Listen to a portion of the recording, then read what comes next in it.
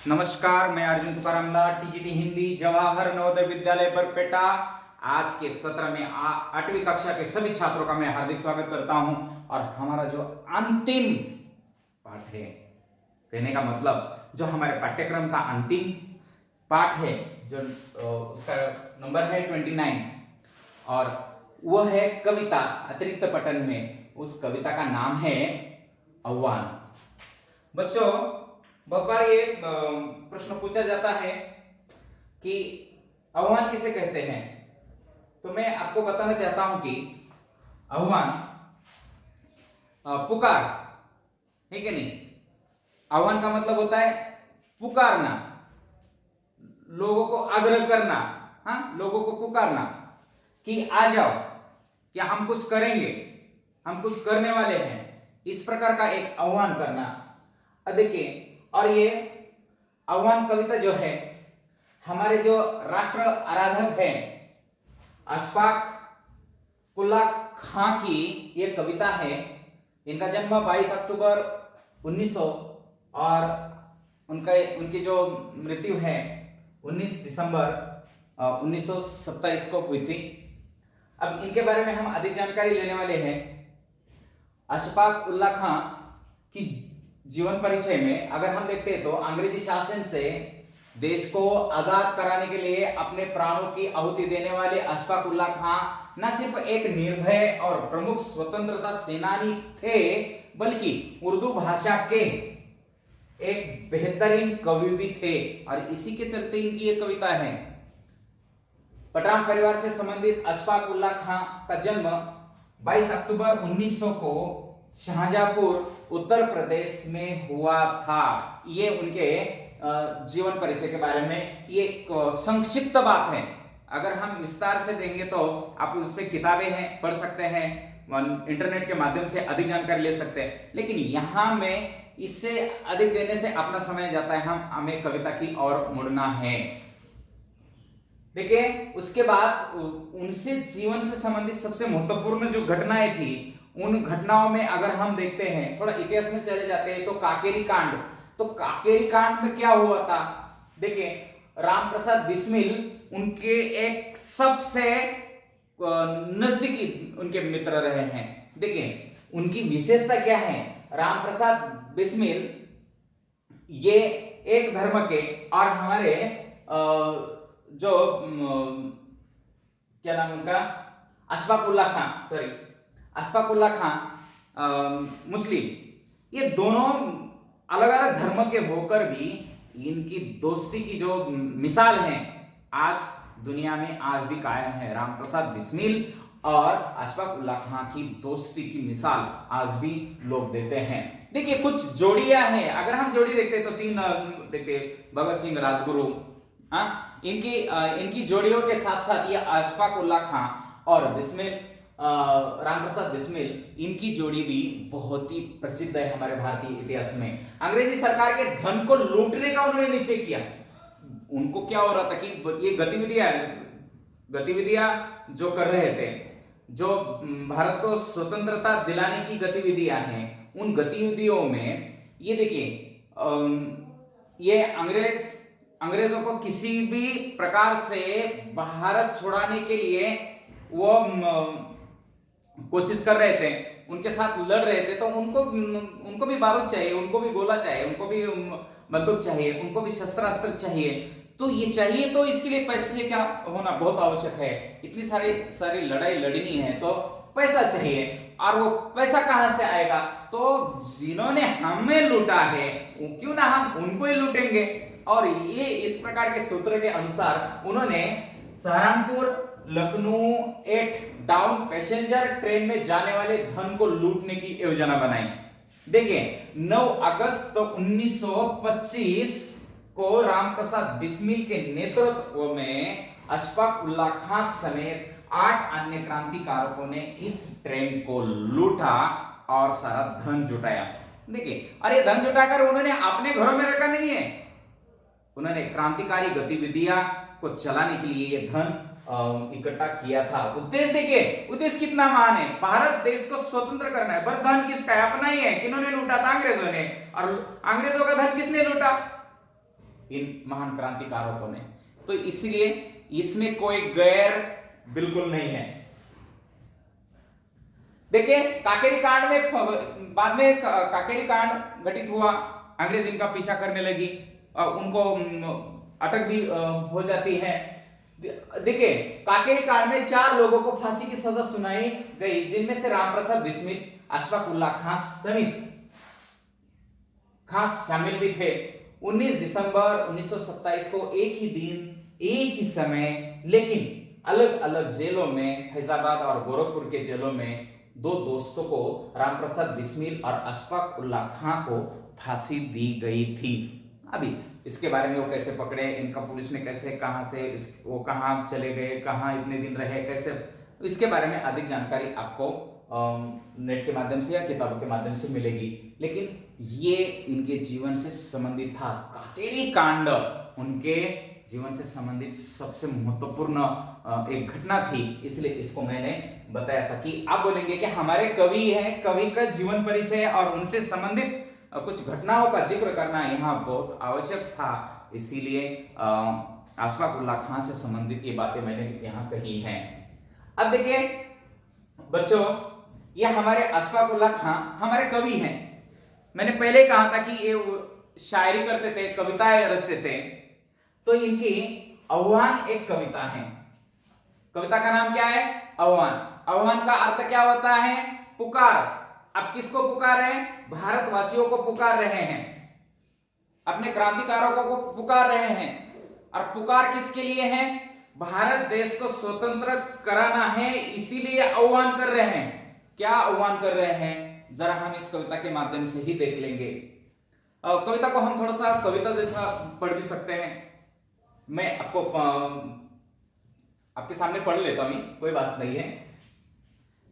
कसली है कमर अब तो कुछ करके दिखाएंगे, कसली है कमर अब तो कुछ करके दिखाएंगे, आजादी हो लेंगे या सर ही कटा देंगे। कसली है कमर अब तो कुछ करके दिखाएंगे, कसली है कमर अब तो कुछ करके दिखाएंगे, आजादी हो लेंगे या सर ही कटा देंगे। हटने के नहीं पीछे डर कर कभी जुल्मों से, हटने को नहीं पीछे डर कर कभी जुल्मों से, तुम हाथ उठाओगे हम पैर बढ़ा देंगे, तुम हाथ उठाओगे हम पैर बढ़ा देंगे। कसली है कमर अब तो कुछ करके दिखाएंगे, कसली है कमर अब तो कुछ करके दिखाएंगे। इस प्रकार की कविता, आप कविता को बार बार गा सकते हैं, बहुत ही सुंदर कविता है। लेकिन हमें इस कविता को पढ़ना भी है, इस कविता का भावार्थ भी बताना है। भाव एक ही है, लोगों को आह्वान करना, ये कविता का भाव है। लोगों को इस स्वतंत्रता आंदोलन के प्रति जागरूक करना, लोगों के मन में राष्ट्र प्रेम निर्माण करना कि भाई हमने जो कार्य करने की ठान ली है, कमर कसना, तैयारी करना। कमर कसना, तैयारी, किसकी तैयारी? कुछ करके दिखाने की तैयारी। पर कुछ करके क्या दिखाना है? कि अंग्रेजों को यहां से भगाना है, बस ये की है। भारत माता को स्वतंत्रता दिलानी है, बस एक महान उद्देश्य। और इस उद्देश्य के प्राप्ति के लिए हमें कुछ करना पड़ेगा। तो कुछ करने के लिए हमने तैयारी की है। देखिए, कमर कसना, तैयारी करना। तैयारी करना किसकी तैयारी? कुछ करने की। अभी कुछ का अर्थ क्या है इधर, है कि नहीं? मतलब भारत देश के स्वतंत्रता के लिए कुछ करना है। आप देखें तो इनके जीवन से संबंधित आप अगर पीछे चले जाते हैं तो उन्होंने जीवन में काकेरी कांड क्यों हुआ? तो कुछ तो करना है। क्या करना है? हमें भी स्वतंत्रता आंदोलन में लड़ना है, तो उसके लिए पैसा चाहिए। तो उसके लिए क्या करना पड़ेगा? धन इकट्ठा करना पड़ेगा। तो धन किसी को मतलब गरीब लोगों को मारकर, गरीब लोगों को लूट कर तो धन इकट्ठा नहीं कर सकते। तो क्या करेंगे? अंग्रेजों को, धन को ही लूटेंगे। ये भी कुछ करने के ही अंदर का हिस्सा है, तो कुछ करके दिखाएंगे। क्या करेंगे? हम कमर कस लिए, तैयारी कर लिए, अब कुछ करने की।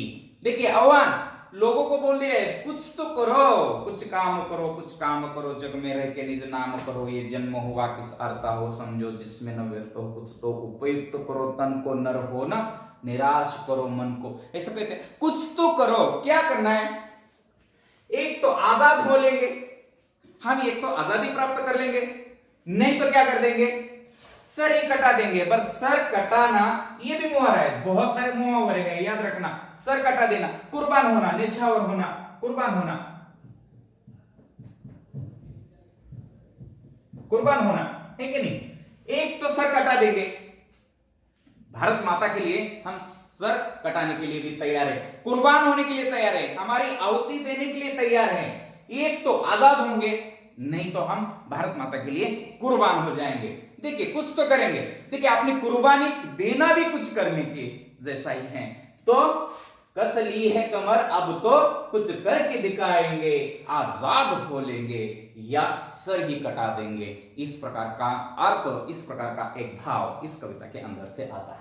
अब दूसरी लाइन देखिए, हटने के नहीं पीछे डर कर कभी जुल्मों से, अरे हटने को नहीं पीछे डर कर कभी जुल्मों से, तुम हाथ उठाओगे हम पैर बढ़ा देंगे, तुम हाथ उठाओगे हम पैर बढ़ा देंगे, कस ली है कमर अब तो कुछ करके दिखाएंगे।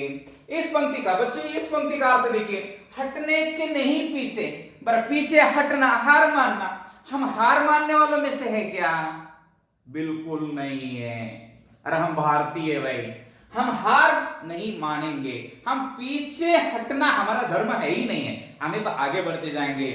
वीर तुम बड़े चलो, धीर तुम बड़े चलो, वीर तुम बड़े चलो, धीर तुम बड़े चलो। अरे हमें, हमारे पूर्वजों ने हमेशा हमें बढ़ते चलने के लिए कहा है, कभी पीछे हटने का हमारा संस्कार ही नहीं है। तो पीछे तो नहीं हटेंगे।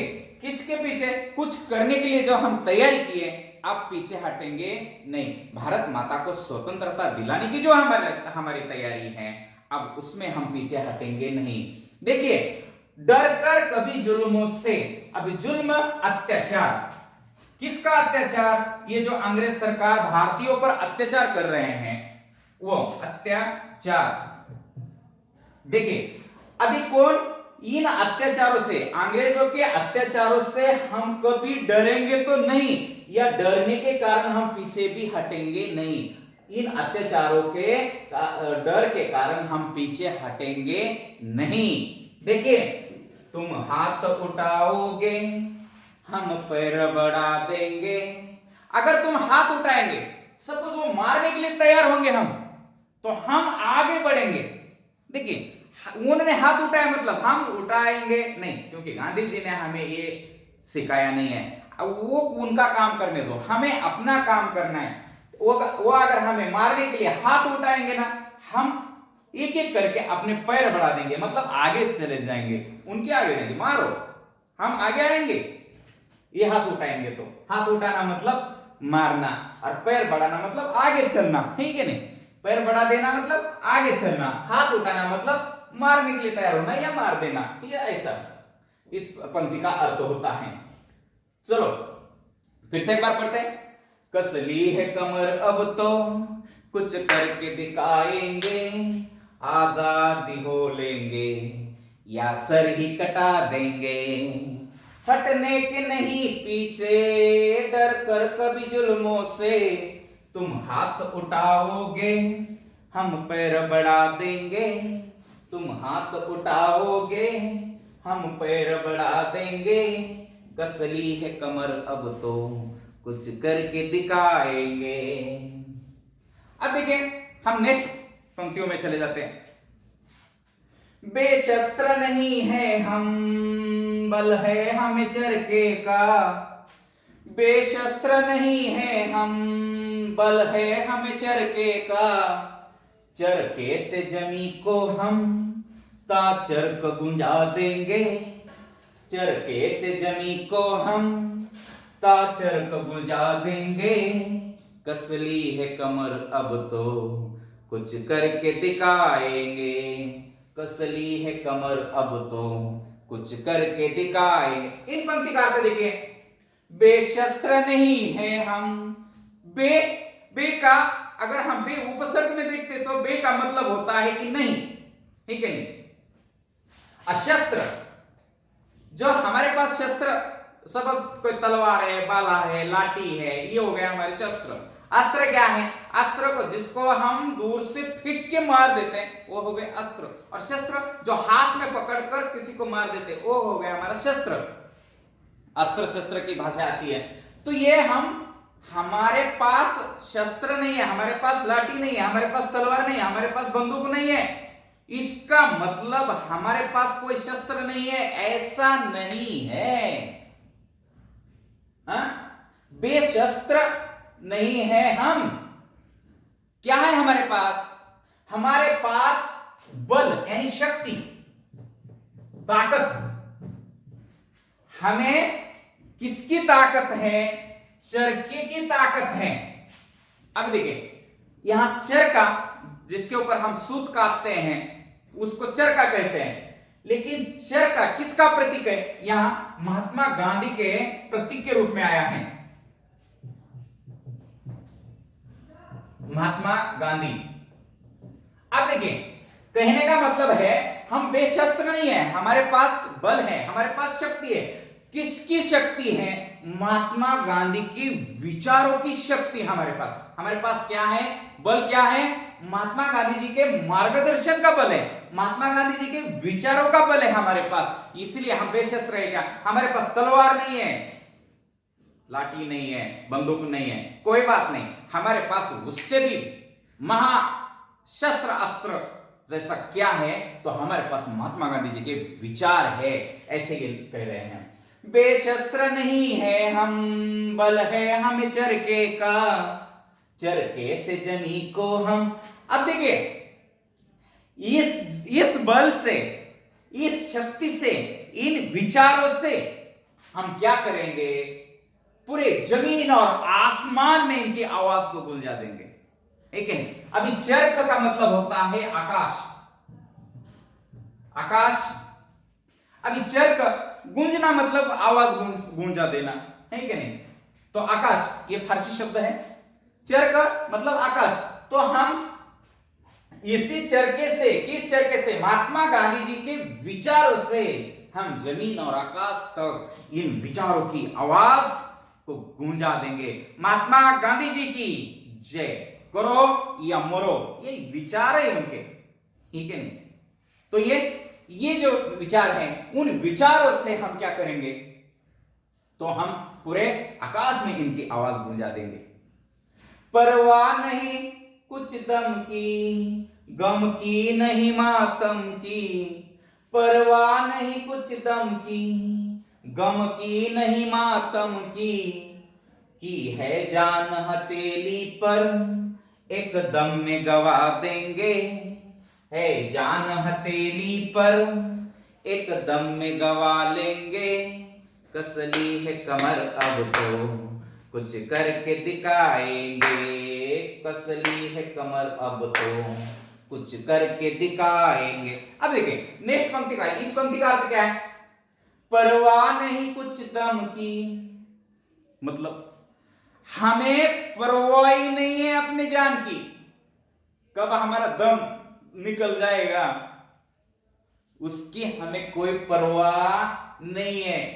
अरे किसी प्रकार का हमें दुख भी नहीं है, गम भी नहीं है। गम मतलब दुख, है कि नहीं? दुख, कोई दुख की परवाह नहीं है हमें, ना हमें मातम की, ना हमें मरने की परवाह है, क्योंकि हम सर कटा देंगे, पहले ही बोल दिए। ना हमें मरने की परवाह है, देखिए, ना हमें मरने की परवाह है, ना किसी दुख की परवाह है, ना हमारे जान जाने की परवाह है, हमें इसका टेंशन ही नहीं है। बस जान हथेली पर, अरे हमने हमारी जान तो हथेली पर ली है, मतलब कभी भी किसी भी समय पर अपने भारत माता के लिए बलिदान देने के लिए हम तैयार है, मरने के लिए तैयार, शहीद होने के लिए तैयार, कुर्बान होने के लिए तैयार, हाँ, कुर्बान होने के लिए तैयार। हम हमेशा ही कुर्बान होने के लिए तैयार है, ऐसे बोल रहे हैं कि है जान हथेली पर। अरे हमारी जान हमने अपने हथेली पर ले, एकदम में गवा देंगे। एकदम मतलब ये सांस भरते ना हम, ये सांस वापिस छोड़ने तक जितना समय लगता है ना, वो दम नहीं के नहीं, एकदम में मतलब इतने समय में हम अपनी जान गवा देने के लिए तैयार हैं। लेकिन किसके लिए? भारत माता के लिए जान देने के लिए तैयार हैं। इसलिए कसली है कमर, अब तो कुछ करके दिखाएंगे। कसली है कमर, अब तो कुछ करके दिखाएंगे। कसली है कमर, अब तो कुछ करके दिखाएंगे। आजाद हो लेंगे या सर ही कटा देंगे, आजादी हो लेंगे या सर ही कटा देंगे। उप तक भी जुबा से हम हरगिज न निकालेंगे, उप तक भी जुबा से हम हरगिज न निकालेंगे। तलवार उठाओ तुम, हम सर को झुका देंगे। तलवार उठाओ तुम, हम सर को झुका देंगे। कसली है कमर, अब तो करके दिखाएंगे। कसली है कमर, अब तो कुछ करके दिखाएंगे। बच्चों अब इस पंक्ति का अर्थ देखिए, अब देखिए, उप तक भी जुबा से हम, अरे हाँ, आप मारने के लिए तैयार है, एक तलवार उठा रहे हैं, हमें सर काट रहे हैं, दुख दे रहे हैं, चलो, लेकिन हम अपनी जुबा से, अपने मुख से एक शब्द भी हम नहीं निकालेंगे। हाँ, उप तक भी जुबा से हम नहीं निकालेंगे। हरगिज मतलब किसी भी हालत में, हरगिज का अर्थ होता है किसी भी परिस्थिति में, कितना भी दुख हमें आप दे दो, कितना भी परेशान हमें कर दो, लेकिन हम अपनी इस मुख से एक शब्द भी नहीं निकालेंगे। चाहे तुम तलवार उठा दो, लेकिन हम उसके सामने अपना सर झुका देंगे। हम आपके ऊपर वार नहीं करेंगे, क्योंकि हमें वो गांधी जी ने सिखा दिया है। हाँ, तलवार उठाओ तुम, हम सर को झुका देंगे, लेकिन एक शब्द भी अपनी जुबान से निकालेंगे नहीं। इस प्रकार के हमारे कवि कह रहे हैं। सीखा है नया हमने लड़ने का यह तरीका, सीखा है नया हमने लड़ने का यह तरीका। चलवाओ गन मशीने, हम सीना अड़ा देंगे। चलवाओ गन मशीने, हम सीना अड़ा देंगे। कसली है कमर, अब तो कुछ करके दिखाएंगे। कसली है कमर, अब तो कुछ करके दिखाएंगे। अब देखिए बच्चे, इन पंक्तियों का अर्थ देख लीजिए। सीखा है नया हमने, हमने क्या सीखा है? एक नया तरीका सीखा है। किसका? लड़ने का। अब देखिए, लड़ने का नया तरीका क्या है? ऐसा प्रश्न आ सकता है परीक्षा में। कौन सा लड़ने का कौन सा नया तरीका इन्होंने सीखा है? क्या है? अगर आप गन मशीन भी चला रहे, अगर आप चला भी रहे हैं, तो हम अपना सीना अड़ा देंगे, हम खड़े हो जाएंगे। तुम चलाओ मशीन, तुम कितनी भी बंदूकें चलाओ, गन मशीनें चलाओ, हम सिर्फ ऐसे खड़े हो जाएंगे। बस ये हमने नया तरीका सीखा है। तुम गन मशीन चला रहे तो हम सीना अड़ा देंगे, अब हमारी छाती सामने करेंगे, आप चलाओ गन मशीन। ये तरीका हमने नया सीखा है लड़ने का, कि तुम चलाओ, जितना तुमको मारना है मारो, लेकिन हम सीना अड़ के खड़ा हो जाएंगे। ये देखिए, इस प्रकार का एक नया तरीका हमने सीखा है, ऐसे बोल रहे हैं। चलो अंतिम पंक्तियों में हम देखते, दिलवाओ हमें फांसी, ऐलान से कहते हैं। दिलवाओ हमें फांसी, ऐलान से कहते हैं। खून से ही हम शहीदों के फौज बना देंगे। खून से ही हम शहीदों के फौज बना देंगे। कसली है कमर, अब तो कुछ करके दिखाएंगे, कस ली है कमर अब तो कुछ करके दिखाएंगे। दिलवाओ हमें फांसी ऐलान से कहते हैं, दिलवाओ हमें फांसी ऐलान से कहते हैं, खून से ही हम शहीदों के फौज बना देंगे, खून से हम शहीदों के फौज बना देंगे, कस ली है कमर अब तो कुछ करके दिखाएंगे। बच्चे इन पंक्तियों का अर्थ देखिए आप, दिलवाओ हमें फांसी, क्या देखिए आह्वान क्या कर रहे हैं, हमें फांसी दे दो, हमें फांसी दे दो।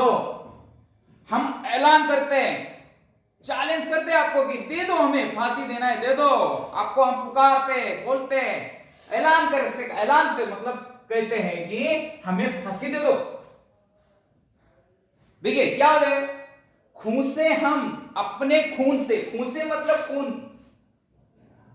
खून से मतलब क्या होता है खून, खून से हम जो शहीद हो गए, भारत माता के लिए शहीद हो गए, जिन्होंने कुर्बानी दी है, उनके खून से हम हजारों लोगों की फौज बना देंगे। देखिए तुम फांसी दे दो, तुम हमारे ऊपर गन मशीन चलाओ, हमें मारो, लेकिन हम इसके आगे हमारे हजारों सैनिक हम बना देंगे, एक फौज बना देंगे। देखिए एक हमारा सैनिक जाएगा तो हजारों सैनिक वहां खड़े हो जाएंगे, हजारों क्रांतिकारक तैयार हो जाएंगे, इन शहीदों के खून से हम फौज बना देंगे, एक हजारों लोग खड़े कर देंगे, ऐसे हमारे कवि कह रहे हैं। मुसाफिर जो अंडमान के, मुसाफिर जो अंडमान के, तूने बनाए जालिम, आजादी होने पर हम उनको बुला लेंगे। कोई बात नहीं है, अंतिम पंक्ति में कह रहे हैं कि भाई अगर तुम हमारे सभी क्रांतिकारों को, जो लोग हैं उनको अगर अटक कर रहे हैं और जेल में भेज रहे हैं, ज्यादा से ज्यादा आप अंडमान में भेज रहे हैं, जो काला पानी की सजा दे रहे हैं, अंडमान में भेज रहे हो, और अंडमान में भेजे हुए जो जितने भी सैनिक है, मुसाफिर यात्री, देखिए हमारे जितने भी क्रांतिकारक अंडमान जेल में हैं, ये जो मुसाफिर यात्री हैं, तूने बनाए हैं जालिम, ये यात्रियों को आप वहां जेल में बंद कर दिया है, ये क्रूर जालिम, ये क्रूर निर्दयी है कि नहीं?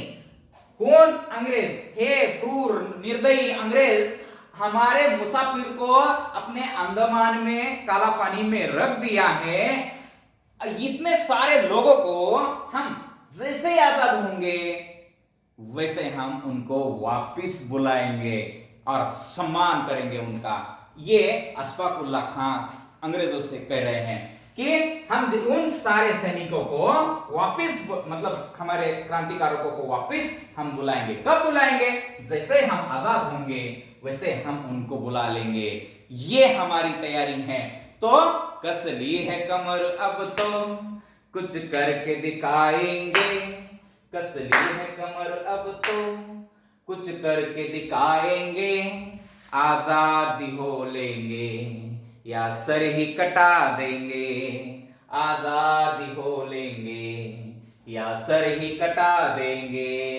बेशस्त्र नहीं है हम, बल है हमें चरके का, बेशस्त्र नहीं है हम, बल है हमें चरके का, चरके से जमी को हम ताचर को बुझा देंगे, चरके से जमी को हम ताचर को बुझा देंगे, कस ली है कमर अब तो कुछ करके दिखाएंगे। परवाह नहीं कुछ दम की, गम की नहीं मातम की, है जान हथेली पर एक दम में गवा देंगे, कस ली है कमर अब तो कुछ करके दिखाएंगे। उप तक भी जुबा से हम हरगिज न निकालेंगे, तलवार उठाओ तुम हम सर को झुका देंगे, कस ली है कमर अब तो कुछ करके दिखाएंगे। सीखा है नया हमने लड़ने का ये तरीका, कौन सा तरीका? चलवाओ गन मशीने हम सीना अड़ा देंगे, चलवाओ गन मशीने हम सीना अड़ा देंगे, कसली है कमर अब तो कुछ करके दिखाएंगे, दिलवाओ हमें फांसी ऐलान से कहते हैं, खून से ही हम शहीदों के फौज बना देंगे, खून से ही हम शहीदों के फौज बना देंगे, कसली है कमर अब तो कुछ करके दिखाएंगे, मुसाफिर जो अंदमान के तूने बनाए जालिम, मुसाफिर जो अंदमान के तूने बनाए जालिम, आजादी होने पर हम उनको बुला लेंगे, आजादी होने पर हम उनको बुला लेंगे, कसली है कमर अब तो कुछ करके दिखाएंगे। यहाँ कविता समाप्त होती है बच्चों। अब देखिए कविता का भावार्थ अपने शब्दों में लिखे। होमवर्क है आज का, कविता में आए हुए मुहावरों का अर्थ लिखकर उसका वाक्य में प्रयोग करो। बार बार बताया मैंने, कवि ने हमें किसके लिए कमर कसने की बात की है इसके बारे में भी चर्चा की है। अगर नहीं आता है तो तुरंत आप फोन उठाइए, फोन कीजिए। उसके बाद मैं आपको बहुत बहुत धन्यवाद देना चाहता हूं क्योंकि समय हो गया है। आशा है कि आप ये कविता पढ़ने से या कविता का वीडियो सुनने से आपको बहुत अच्छा लगेगा। जैसे ही आपको अच्छा लगे आप कमेंट्स कर देना। बहुत बहुत धन्यवाद।